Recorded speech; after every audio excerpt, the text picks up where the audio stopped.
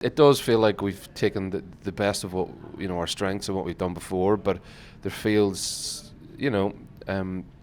feels like a new era exactly, and hopefully we won't. This one hasn't even come out yet, but hopefully it won't be as long for new music. I think we feel a bit reinvigorated, and we had such an amazing time in the studio with this that and we've made loads of records and worked with great people over the years, and but this just felt with Fraser like something had changed, a shift, and obviously lineup change, and there's so many things happening and going on, and yeah, I don't know. I think we've maybe in some, we honor our past deeply,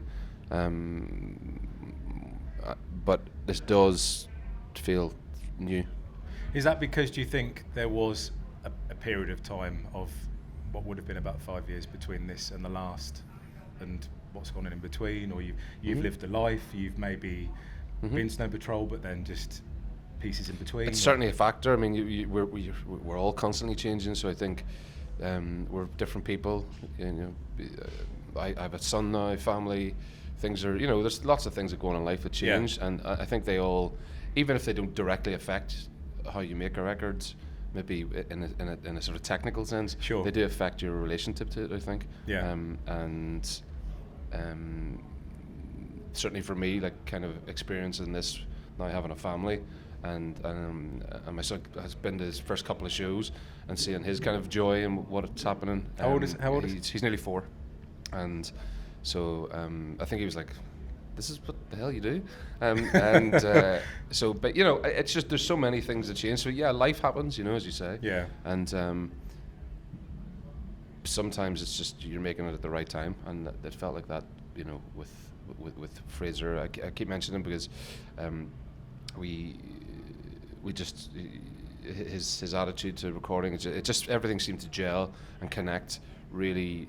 It sounds cliche, but really, really quickly and easily, which doesn't always happen, and it doesn't mean there isn't challenges and things that you try to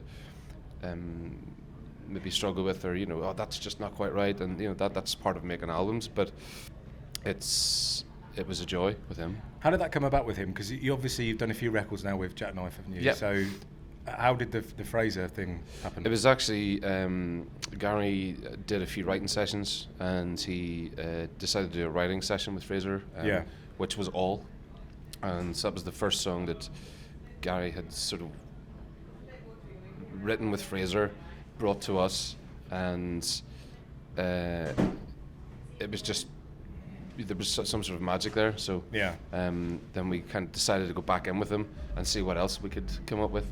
And the rest is history. And I know he's coming to the next 2 shows, so be exciting for him to see these live. And it was just it felt. I don't know whether that's to do with getting a bit older and maybe finally honing your craft. I mean, you're never completely honing it, but sure. But it's.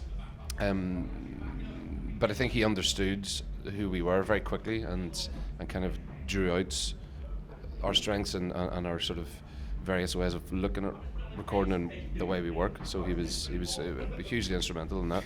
And you've been with the band for a long time, almost the start. In fact, would we be coming up on maybe or just past the 20th anniversary for you? 22 years. Yeah. Wow. Yeah, I know. I mean, if I just doing anything for 22 years is pretty good. I mean, I've had an incredible time in this band, and it's brought me a lot of experiences and a great life, and I owe everything to it, really. My whole adult life. 44 coming, and that's. I think it was sort of maybe 23 when I first moved over to Glasgow to the guys and stuff. So, I was certainly a young man, and I'm a very different young man than I was then. With a kid. Yeah, well, I mean, there's the responsibility changes for sure. Everything in your orbit changes when you have a kid, don't you? And it's kind of nothing that you're ever warned about. And like you said, it maybe has an effect on you subconsciously, but it's nothing like immediate. No, but it does. There's certain. I felt there was a lot. That it shines a light on what is important, and and what we do and what I do, and sort of unshackles a lot of stuff as well. I thought, rather than things that they thought mattered, or were worrying about, you were like, you kind of realize, oh, right, okay, this is, you know, there was just, I guess, being an artist as well, you know, a musician, there can be a sort of self-centered mindset about yourself in the studio and your bubble, and that changes, but it's in a weird way though, it makes me want to do it better and do it, I don't know, maybe it's some sort of legacy thing or something, I don't know, you know, I'll figure that out, but it does change. Can you remember much about, so for example, when you joined the band, which would have been around about probably just before you made Final Straw, but can you remember much about, and can you talk to a little bit about making that album? Because obviously that was quite transformative for the band, wasn't it? Yeah, but, well, absolutely, for all of us, and for me it was my first real record, you know, my previous band had sort of worked a record up but it never got released and things like that, but yeah, I remember everything about that actually. It was pretty vivid memories of, you know, being in London, and, you know, me and Gary were sharing a room, you know, things like even like that, or like we did, and yeah, it was our first record with Jackknife, and, you know, he, a bit like I'm saying, Fraser, he was an amazing sort of catalyst for lots of stuff, you know, and really pushed us, and, you know, brought out stuff that we maybe were, you know, indie boys who were afraid to, you know, push a big chorus, and he was like, this is a big chorus, let it be, and you know, let it be one, not let it be Beatles, but he close enough, yeah, well, and it's yeah, it was a great time, and we made it in London, and I remember feeling that there was something happening, and look, a lot of that for me would have been down to pure excitement, you know, so I was kind of just changed the dynamic of the band, perhaps. Yeah, maybe, I would imagine so. Yeah. But yeah, of course it did. But you know, there were,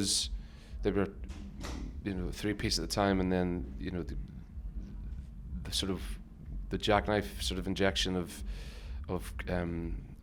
you know, he would bring so much music to us, and, you know, we were exchanging records a lot, and his sort of encyclopedic mind of everything that, you know, a lot of stuff we knew, but there was just introductions to different things and thinking outside our box, where, you know, you can kind of stuck in your ways, especially, you know, the difference from now to then is, I think, you know, I think I was a little braver and reckless, but knew less, and I think I know a little more now, but I'm actually a little more cautious and or selective, but I think that's maybe the excitement and or even arrogance sometimes of youth, you know. But it was a great time. I've obviously the anniversary that was there recently, and we had to delve through some of the demos, which, you know, we put out on vinyl, and yeah, it was nice to kind of, we don't reflect a lot, but that was like I was instantly back there, you know, listening to the demos, going, God, I can remember Gary bringing that in, or I can remember it being played in a sort of dingy rehearsal room, you know. I think it's because for a lot of people it was a seminal album for you, but it just I'm speaking on behalf of every Snow Patrol fan, but it just played an important part in their life, and more in just I don't know, you just can't put it into words. It was an people album do tell us that, you know, at the right time. Yeah, and I think you're right. You know, we're lucky that happened. That there's, you know, people take it to heart. You know, that's the best thing you can hope for, songs or an album. And, you know, I think it was, you're right, there was something happened and it landed at a time and an energy, and that's some things you can't create. You can't time that. You know, that it just happens. But it certainly, you know, we went on to make Eyes Open, obviously, and, you know, Chasing Cars being a song that changed things even more. But I think it was actually Final Straw and Run that, without that, the next wouldn't have happened, obviously.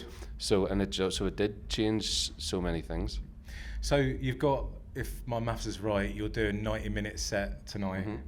You're closing the Saturday stage. How do you squeeze in 20 years worth of albums into an hour and a half? And because Tim at the Charlatan said something quite interesting, that when I asked about the running order, he said that basically it's almost a fight to the death. Whoever throws the biggest drop gets their way in terms of the running order. Okay, all right. How does it work with you guys? We're pretty good actually. It's well, as I said, like it's when you've just made a record, I think we just want to play all the new records. But obviously new songs for people when they haven't heard them is at a festival is probably not the right place. But at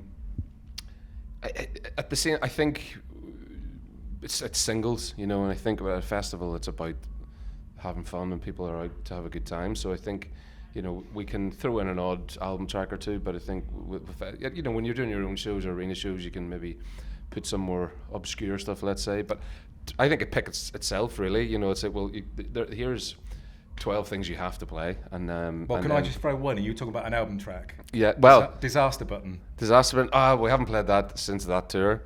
I don't even know if we'd remember how to play it, but yeah, maybe next time. It's sorry, I'm just sort of demanding like what songs. No, well, if got a request hour. I certainly wouldn't be confident enough to just pluck it out of the bag.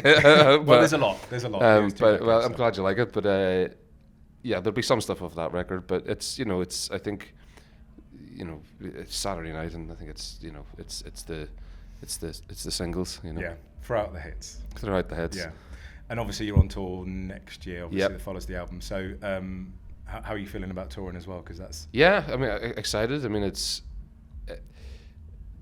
there's the UK tour, Europe tour, and then there's other shows happening over the summer and in America and hopefully Australia. I think there's stuff being talked about, so it's hopefully be a busy year.